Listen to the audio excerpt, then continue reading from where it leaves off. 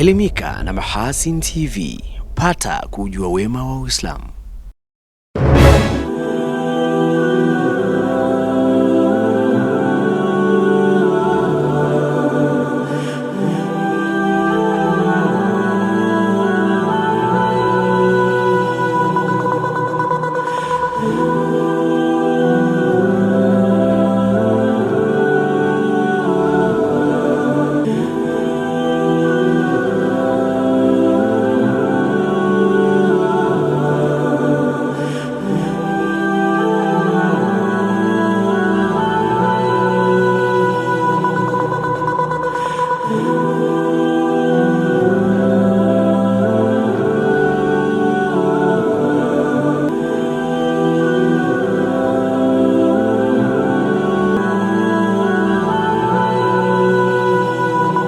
Assalamu alaikum wa rahmatullahi wa barakatuh. Mpenzi mtazamaji wa Mahasin TV, karibu katika kampu la habari. Leo utakuwa nami Abdurrahim Salum Japan, takuletea habari za kitaifa, na hapo baadaye nitakujuza tutakuwa na nani katika habari za kimataifa.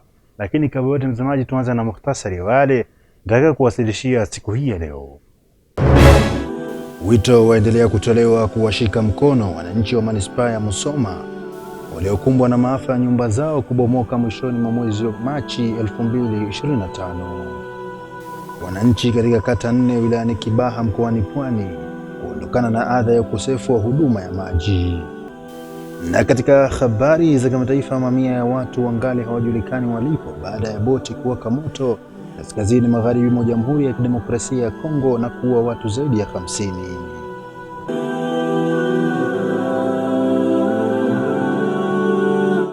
Na mtazamaji, karibu. Hivi sasa tulianze kapu la habari kitaifa, lakini pia nikukumbushe tunapatikana kupitia mtandao wa YouTube ambapo utaweza kuandika pale Mahasin TV official channel uweze kuvinjari vipindi mbalimbali vinavyoendelea huko pamoja na kapu la habari. Na tunaanzia huko mkoani Mara ambako mkuu wa mkoa wa Mara Kanali Evans Mtambi ametoa wito kwa wadau wa maendeleo kuendelea kuwashika mkono wakazi zaidi ya 1000 katika manispaa ya Musoma waliokumbwa na maafa baada ya nyumba zao kubomoka kufuatia mvua iliyoambatana na upepo mkali kunyesha mwishoni mwa mwezi Machi mwaka huu 2025. Hilal Saifuriame anatupa masimulizi ya taarifa hii. Usiku wa tarehe 23 ya mwezi wa 3 mwaka huu 2025, kata takribani 10 za manispaa ya wilaya ya Musoma zilikumbwa na athari ya mvua kubwa iliyoambatana na upepo mkali iliyopelekea kaya zaidi ya 310 kukosa makazi. Kiukweli tumepata maafa makubwa sana, maana nyumba zote za mtaa Makongoro, Shabani na Mdiabedi wote tumepata maafa. Ni nyumba nyingi ambazo zimezuiliwa mabati. Wananchi wetu hawana pa kulala. Tunaomba msaada kutoka serikali kuu. Mama Samia, tusikilize, wananchi wote tumeumia. Tuna majanga mtaa mzima wa Makongoro, Mdiabedi, Shabani, Musoma, jumla wilaya nzima ya Musoma mjini. Ilipata hii kadhia usiku wa tarehe 23 na takribani kaya 319 na watu zaidi ya 1227 waliguswa na hii kadhia. Kata zilizoguswa takribani 10. Rais Dr. Samia Suluhu Hassan kupitia washauri wake katika masuala ya siasa na jamii aliwasilisha kifuta machozi cha shilingi milioni 100 kwa familia zilizokumbwa na maafa hayo. Katika kuunga mkono hilo, wadau wa maendeleo wamefikisha msaada wa shilingi milioni 45, mifuko ya saruji na magodoro. Fedha taslim shilingi milioni 45,240,000. Hii ni kwa ajili ya kushika mkono, lakini tuko na kontrakta wengine ambao walichangia material. Kwa hiyo hapa tuna tani 10 za cement ambayo ni mifuko 200, lakini pia kutakuwa na magodoro 20 ambayo pia natoka mgodini yatafika hapa. Napenda kuwapa pole sana hao wenzetu, lakini pia tunapenda kuambia pia hao watu wetu ambao wamepata maafa hayo kwamba hizi ni changamoto ambazo huwa zinatokea. Wasione kama ni sehemu ya changamoto hizo, lakini pia wamshukuru Mungu kwa hivyo. Tuko pamoja, tutaendelea pia kushirikiana.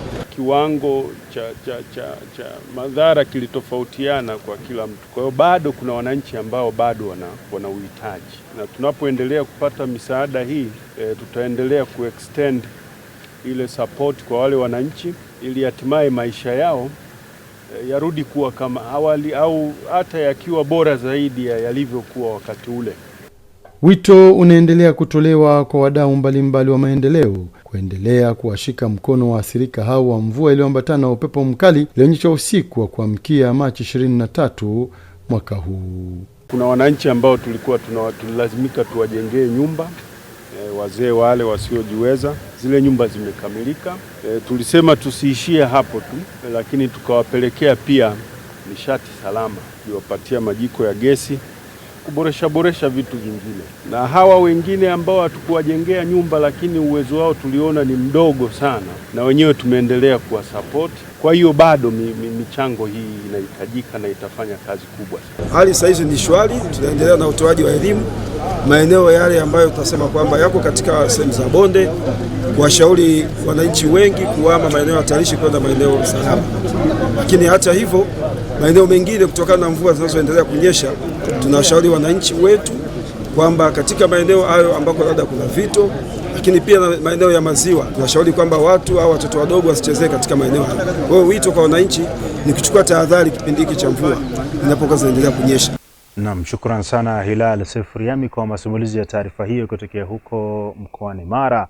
Mtazamaji, tunatoka mkoani Mara hivi sasa tunaelekea huko mkoani Pwani ambako wananchi wa kata 4 wilayani Kibaha mkoani Pwani wameeleza matumaini yao kuondokana na adha ya ukosefu wa huduma ya maji baada ya serikali kukabidhi mradi wenye thamani ya zaidi ya shilingi bilioni 8.9 kwa mkandarasi kwa ajili ya utekelezaji wake. Rajab Shaban Matuga anatupa masimulizi ya taarifa hii. Kati ya wananchi watakaonufaika na mradi huo ni wakazi wa kata Pangani wilayani Kibaha ambao wanaeleza kupitia mateso makali kwa muda mrefu katika harakati za kutafuta huduma ya maji. Ukweli changamoto hii ya maji Pangani imekuwa kongwe. Kwa kipindi kirefu wananchi ndio wamekuwa kilio chao ni maji. Huku visima vinategemea sana kipindi cha mvua ndio tunapata maji, lakini kipindi cha kiangazi huwa tunapata shida sana. Ndoo moja tulikuwa tunanunua kwa 500. Pia hivyo visima inafikia hatua maji yanakauka kabisa. Tunasubiri mpaka mvua zinyeshe. Katika kukabiliana na adha hiyo, serikali inatekeleza mradi wa ujenzi wa tanki la maji lenye uwezo wa kuhifadhi maji lita milioni 6 na kituo cha kusukuma maji ambao umekabidhiwa rasmi kwa mkandarasi kwa ajili ya utekelezaji. Sisi kwanza tunashukuru, pia tunasema asante Mama Samia kwa kutuona au kwa kutufikiria. Kwa tunahangaika sana. Nafikia hatua saa nyingine mtu anakuwa uogi, maji unaopata na wao unaopikia. Nimefurahi sana kuhusu mradi kufika kwetu sisi Pangani katika kata ya Pangani. Mamlaka ya maji safi na usafi wa mazingira Dar es Salaam DAWASA ndio yenye dhamana ya usimamizi wa utekelezaji wa mradi huo. Kwa hiyo sisi DAWASA sasa tuko site, tumekuja kumtambulisha mkandarasi, lakini kukabidhi site leo mkandarasi, lakini sio tu kumkabidhi site leo, anaanza kazi leo. Kwa hiyo sisi tumeshajipanga, timu ya usimamizi ipo, itakuwa hapa kwa masaa yote. Mkandarasi atakapokuwa anafanya kazi, tutakuwa na timu ya wahandisi, technicians na wasaidizi kwa ajili ya kumsimamia mkandarasi. Kwa upande wake serikali mkoani Pwani inamtaka mkandarasi wa ujenzi huo kampuni kutoka nchini China kukamilisha mradi ndani ya muda uliopangwa miezi 12 ili kufikia azma iliyokusudiwa na serikali. Tunashukuru sana serikali ya Jamhuri ya Muungano wa Tanzania kwamba imetoa kipaumbele cha pekee katika mkoa wetu wa Pwani. Na hiki ambacho tunakiona hapa ni sehemu ya juhudi hizo kuhakikisha kwamba mkoa wa Pwani unapata maji ya kutosha ili wananchi lakini pia na wawekezaji waweze kupata maji kwa ajili ya matumizi ya majumbani lakini pia matumizi ya viwandani. Naam, shukrani sana Rajab Shaban Matuga kwa masimulizi ya taarifa hiyo kutokea huko mkoani Pwani. Mtazamaji, tunatoka mkoani Pwani moja kwa moja tuelekee huko mkoani Morogoro ambako wanafunzi wa vyuo vikuu wamehimizwa kujifunza na kuzingatia elimu ya fedha na usimamizi wa rasilimali kama njia mojawapo ya kutafuta uhuru wa kiuchumi na kuepuka utegemezi mara baada ya kumaliza masomo yao ya elimu ya juu. Ramadhan Idi anakuja na masimulizi ya taarifa hii. Wito huo umetolewa na makamu mkuu wa Chuo Kikuu cha Uislamu cha Morogoro MUM anayeshughulikia taaluma DVC Academic Professor Hamza Mustafa Njozi wakati anafungua jukwaa la kibiashara lililoandaliwa na chuo hicho. Wale wanaomaliza graduation kwa mwaka ni zaidi ya 150,000. Nini maana yake? Uwezo wa serikali kuajiri wote hawa ni mdogo, kwa sababu ufumbuzi sio tu lazima wote waajiriwe na serikali. Kitu gani unaweza kufanya ukabadilisha maisha yako wewe na maisha ya wenzako na ukaweza kuwasaidia na wengine?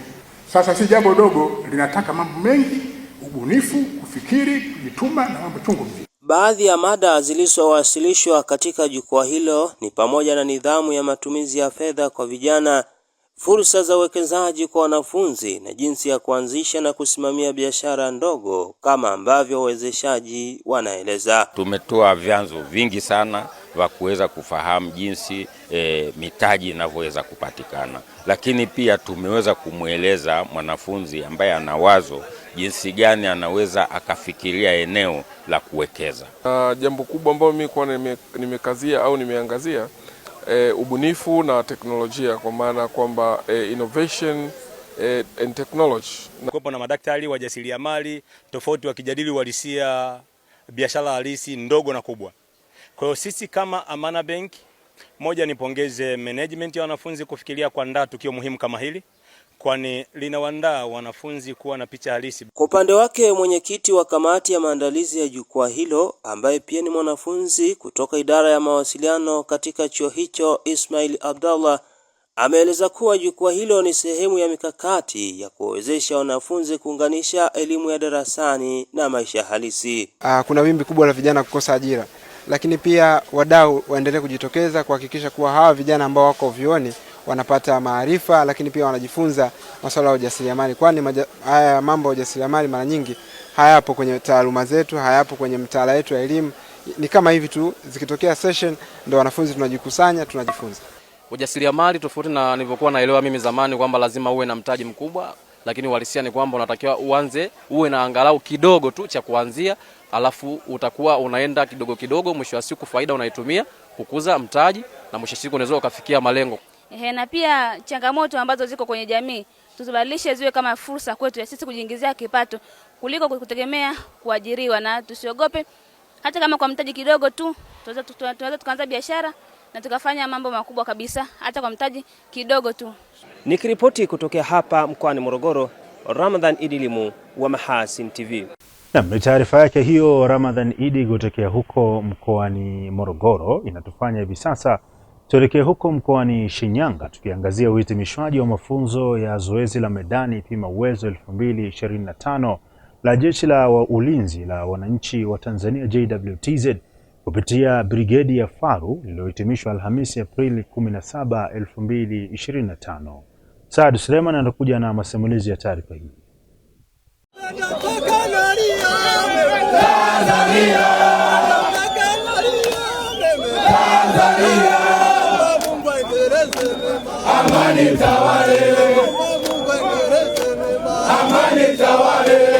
Naam, ni askari na maafisa wa JWTZ wakiimba nyimbo za hamasa kuonesha utayari wao katika kulinda na kupigania mipaka ya nchi.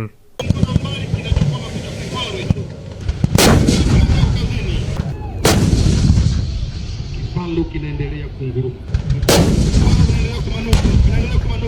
Akimwakilisha mkuu wa majeshi ya ulinzi Jenerali Jacob John Mkunda katika kilele cha kuhitimisha zoezi hilo, mkuu wa kamandi ya jeshi la nchi kavu Meja Jenerali Fadhili Omari Nondo amewataka maafisa na askari kwa tayari nyakati zote kulinda mipaka ya ardhini, angani na kwenye maji dhidi ya uvamizi wa adui. Mafunzo mliyopata kuanzia ngazi ya chini na hatimaye imeweza kuonyesha uwezo mkubwa katika kufanikisha zoezi hili pima uwezo 2025. Kwa namna ya kipekee kabisa mrejeapo vikosini, yale yote mliojifunza katika zoezi hili yaende kuwa chachu katika utendaji wenu wa majukumu ya kijeshi ya kila siku, kwa kuendelea kujenga uzoefu na ufanisi pindi mpangiwapo jukumu husika katika utekelezaji wake. Kuna mbadala wa mafunzo katika utendaji wa kijeshi, kwa kuwa mafunzo ni sehemu ya utumishi wetu. Mazoezi ya medani ni sehemu ya mafunzo muhimu sana ambayo muda wote yanajenga utayari katika utendaji kazi, na hii iwe sehemu ya maisha yetu ya kila siku katika utumishi wetu jeshini. Wakumbushe kuviishi viapo vyetu wakati wote wa utumishi wetu jeshini katika kuilinda na kuitetea nchi yetu Tanzania kwa uzalendo, weledi na ufanisi mkubwa. Aidha, amesema mazoezi hayo yataendelea kufanyika kwa nyakati na sehemu tofauti nchini kwa lengo la kuwajengia uwezo maafisa na askari wa JWTZ. Mafunzo hayo pia yamewashirikisha askari wa jeshi la akiba mgambo ambao pia wamepewa kongole na kamanda wa brigedi ya Faru, Brigedia Generali Gabriel Elias Kiligwa. Napenda niwapongeze sana wapiganaji wa jeshi la akiba kwa umahiri na kujituma na moyo wa kizalendo walioonyesha bila kujali hali yoyote. Hongereni sana. Hakika wametekeleza wajibu wao kwa weledi, kwa kujituma na moyo wa kizalendo. Hongereni sana. Binafsi nafurahi na ninashukuru sana serikali ya Jamhuri ya Muungano wa Tanzania kwa kutukumbuka sisi askari wa jeshi la akiba kushiriki zoezi hili la Pima Uwezo 2025 ambalo mimi binafsi nimeshiriki kwa moyo mmoja. Tena zoezi lilikuwa gumu na kubwa. Sisi askari wa jeshi la akiba tulioshiriki zoezi hili tuko tayari kuilinda Tanzania. Zoezi hilo lilifanyika kwa siku 12 ikiwa na kauli mbiu inayosema Pima Uwezo, kaa tayari, tuilinde Tanzania. Limelenga kupima utayari kwa vikundi katika kukabiliana na matishio mbalimbali ikiwemo ugaidi, uvamizi wa vikundi kutoka ndani na nje ya nchi na kuzuia uhamiaji haramu. Shukrani sana Saad Suleiman kwa masimulizi ya taarifa hiyo kutokea huko mkoani Shinyanga. Mtazamaji, tunatoka sasa huku kanda ya Ziwa huko mkoani Shinyanga na hivi sasa tunaelekea huko jijini Dar es Salaam ambako serikali ya Uturuki kupitia shirika la uratibu na maendeleo nchini humo TIKA imesema itaendelea kushirikiana na Tanzania kulijengea uwezo jeshi la zimamoto na uokoaji ili kukabiliana na majanga, dharura pamoja na ajali mbalimbali. Hilal Sefriame anakuja na undani wa taarifa hii. Yamesemwa hayo jijini Dar es Salaam wakati wa kuhitimisha zoezi la mafunzo ya utayari kwa askari 35 wa jeshi la zimamoto na uokoaji yaliyoratibiwa na shirika la TIKA kutoka Uturuki. Kamishna Jenerali wa jeshi la zimamoto na uokoaji Tanzania CGF John Masunga amesema mafunzo hayo yameleta manufaa kwa pande zote mbili katika kubadilishana ujuzi. Mafunzo haya yamechukua takriban siku 10. Yalikuwa ni mafunzo ya kubadilishana utaalamu kati yetu na wenzetu wa Uturuki.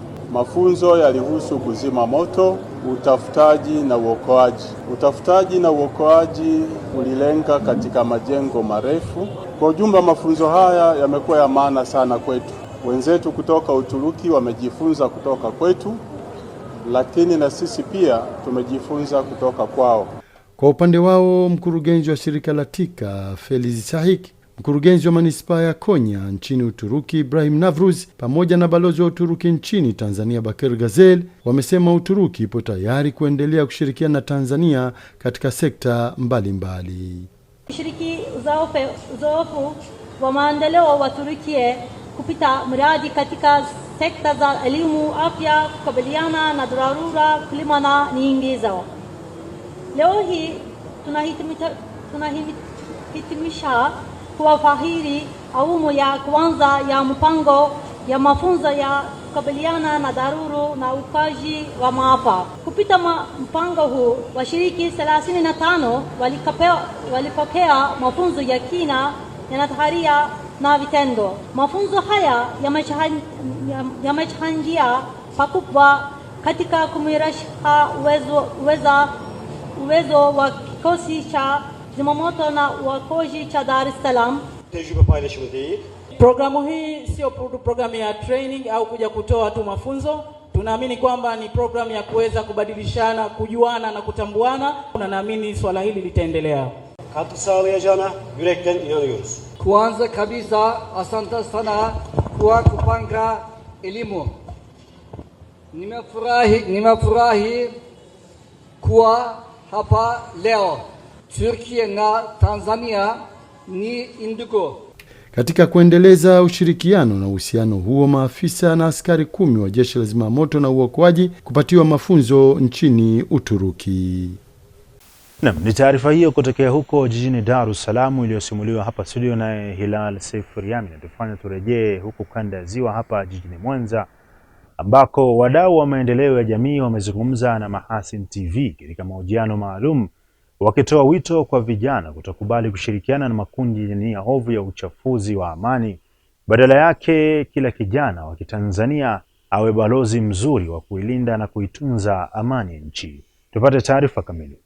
Nikiwa kama kijana msomi wa nchi yetu na mzalendo, ningependa kuwaasa vijana wenzangu wanapaswa wajue amani tulionayo tumerithishwa, nasi hatuna budi kuitunza, kuilinda na kuwarithisha vijana wetu, watoto wetu na wajukuu wetu. Isiwe chanzo cha wanasiasa wachache wenye maslahi au wenye mvuto wanaotaka kuutumia kuweza kugawa vijana na kuleta vurugu katika nchi yetu. Tujikite katika hilo, kutambua nini maana halisi ya amani tulio nayo. Tuwazie amani kwanza na tusitumike kwa ajili ya kufahamu kwamba labda kupitia fujo tunaweza tukafanikiwa au shida zetu zinaweza zikatatuliwa kupitia fujo. Tuilinde amani ya nchi yetu, tuisimamie amani ya nchi yetu. Umaskini au shida ulizonazo haziwezi zikaondolewa kwa kuvunja amani tulio nayo. Aidha, kwa upande wake mtaalamu wa masuala ya tehama ndugu Hamza Buchu amewahimiza vijana kuitumia vizuri mitandao ya kijamii, kwani endapo itatumika vibaya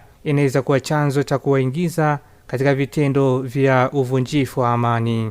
Katika kukuza maadili ya Kitanzania na kukuza amani yetu ya Tanzania, tumeona tutengeneza hii app ya Qaukal ambayo ndani yake vijana watapata sehemu ya kujisomea, kusikiliza maneno mazuri ya watu, lakini pia ndani ya app ya Qaukal hautakutana na viashiria vyovyote vya vivunjifu ya amani, lakini pia tumezingatia masuala ya agenda, kwa maana kwamba wanawake wapo huru katika mtandao huu wa kijamii, lakini pia na wanaume wako huru. Vile vile wadau hao wametoa wito kwa wanajamii kuwa na uvumilivu pale ambapo wanaona kuna changamoto mbalimbali zinazowakabili, kwani utatuzi wa changamoto hizo ni lazima zitatuliwe kwa maelewano. Changamoto katika nchi yoyote huwa hazikosi, lakini ni muhimu changamoto hizi tukazitatua kwa namna ya mazungumzo, maridhiano. Na hata kiongozi wetu wa nchi Dr. Samia Suluhu Hassan alitueleza kwamba R4 ni muhimu sana katika kusimamia mustakabali mzima wa nchi yetu. Swala la kukosa ajira ni shida ya nchi nyingi sana. Lisikufanye wewe uisi kwa kuvunja amani kwamba kupitia machafuko unaweza ukafaidika au unaweza ukanufaika. La hasha. Ni waasi vijana wenzangu katika umuhimu wa kulinda amani yetu. Mimi binafsi nimepata nafasi ya kufanya kazi katika kambi za wakimbizi. Kule unakutana na maprofesa, unakutana na watu wenye fani tofauti. Kwa hiyo kama amani isipokuwepo katika nchi yetu, elimu zetu na fani zetu zote hazitaweza kufanya kitu chochote katika maisha yetu. Na mtazamaji, na kwa taarifa hiyo kutokea hapa jijini Mwanza ndio mwisho wa kapu la habari kitaifa. Tunapata mapumziko mafupi. Tutakaporejea nitakujuza kwa nani katika habari za kimataifa. Usibonyeze kitufe. Mahasin TV channel namba 455 katika kingamuzi cha Azam.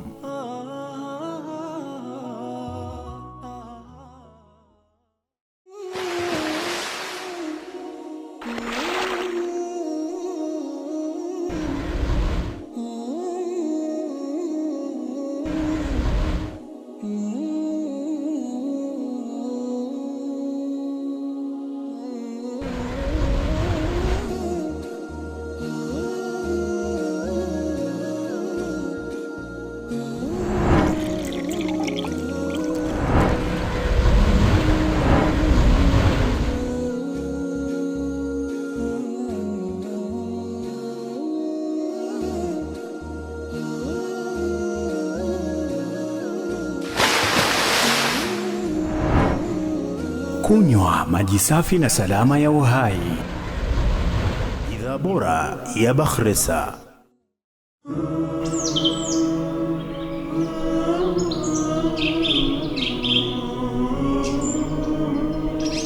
Mahasin TV, pata kujua wema wa Uislamu.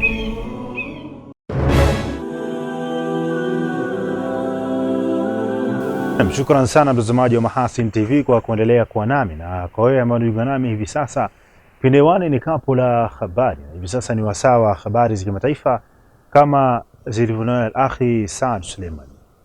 Karibu kwa upande wa habari za kimataifa. Mamia ya watu wangali hajulikani walipo baada ya boti iliyokuwa na mamia ya abiria kuzama baada ya kuwaka moto katika eneo la kaskazini magharibi mwa Jamhuri ya Kidemokrasia ya Kongo na kuua zaidi ya watu 50. Kwa mujibu wa kamishina wa usimamizi wa mto Kongo Competent Luyoko, boti hiyo iliyotengenezwa kwa mbao ilikuwa na abiria wapatao 450 iliwaka moto karibu na mji wa Mbandaka baada ya kuondoka bandari ya Matankumu kuelekea eneo la Bolomba. Luyoko ameeleza kuwa boti hiyo iliteketea kwa moto baada ya abiria mmoja aliyekuwa na jiko la mkaa kuwasha moto kwa lengo la kupika chakula.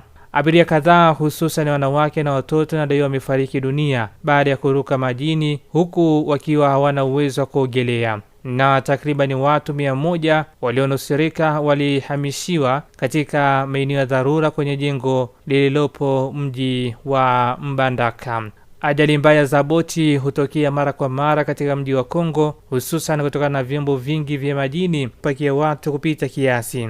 Nchi hiyo ina barabara chache za lami katika eneo lake kubwa lenye misitu na usafiri mkubwa ni wa majini. Disemba 2024, watu takriban 38 walifariki baada ya kivuko kilichobeba zaidi ya watu 400. Na mwezi Oktoba, boti nyingine ilizama katika ziwa Kivu mashariki mwa DRC na kuwa watu 78 huku wengine wakinusurika. Kwingineko, viongozi wa ngazi za juu wa Marekani, Umoja wa Ulaya na Ukraine wameanza mazungumzo ya siku moja mjini Paris kujadili hatima mzozo kati ya Urusi na Ukraine. Mkutano huo utajadili pia kukwama kwa juhudi za amani zilizoanzishwa na rais wa Marekani Donald Trump. Mkutano huo umehudhuriwa na waziri wa mambo ya nje wa Marekani Marco Rubio, mjumbe maalum wa rais Donald Trump Steve Witkoff, Rais Emmanuel Macron wa Ufaransa na waziri wake wa mambo ya nje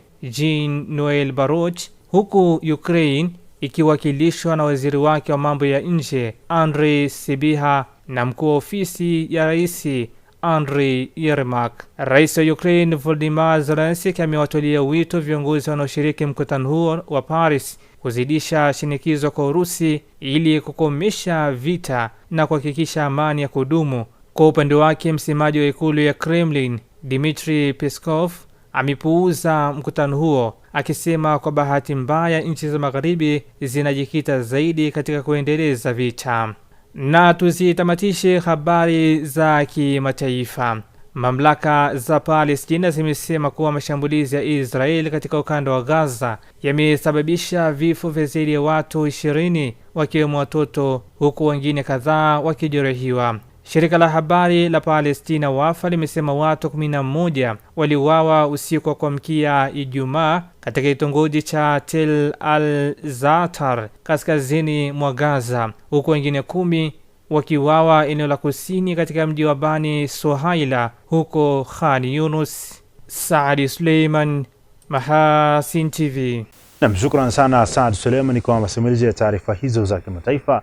Mtazamaji, kabla sitahitimisha, tupate miongoni mwa yale niliyokuwasilishia siku hii ya leo. Wito waendelea kutolewa kuwashika mkono wananchi wa manispaa ya Musoma waliokumbwa na maafa ya nyumba zao kubomoka mwishoni mwa mwezi wa Machi 2025. Wananchi katika kata 4 wilayani Kibaha mkoani Pwani kuondokana na adha ya ukosefu wa huduma ya maji. Na katika habari za kimataifa, mamia ya watu wangali hawajulikani walipo baada ya boti kuwaka moto kaskazini magharibi mwa Jamhuri ya Kidemokrasia ya Kongo na kuua watu zaidi ya 50. Na mtazamaji, na kufikia hapo mimi nakuwa sina la ziada. Tunasiku na wakati mwingine kama huu. Ulikuwa nami Abdurrahim Salum Japan kuletea habari za kitaifa, na katika habari za kimataifa tulikuwa naye akhi Saad Suleiman. Nikutakie utazamaji mwema vipindi vinavyoendelea kutoka hapa Mahasin TV, pata kujua wema wa Uislamu. Wabillahi tawfiq, wassalamu alaikum wa rahmatullahi wa barakatuh.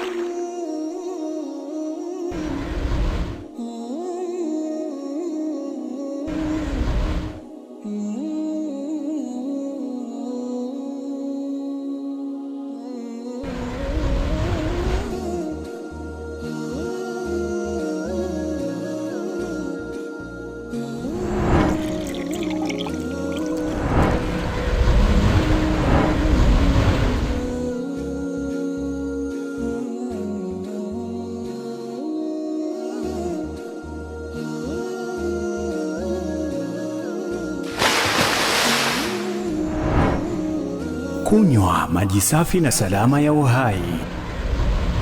Bidhaa bora ya Bakhresa.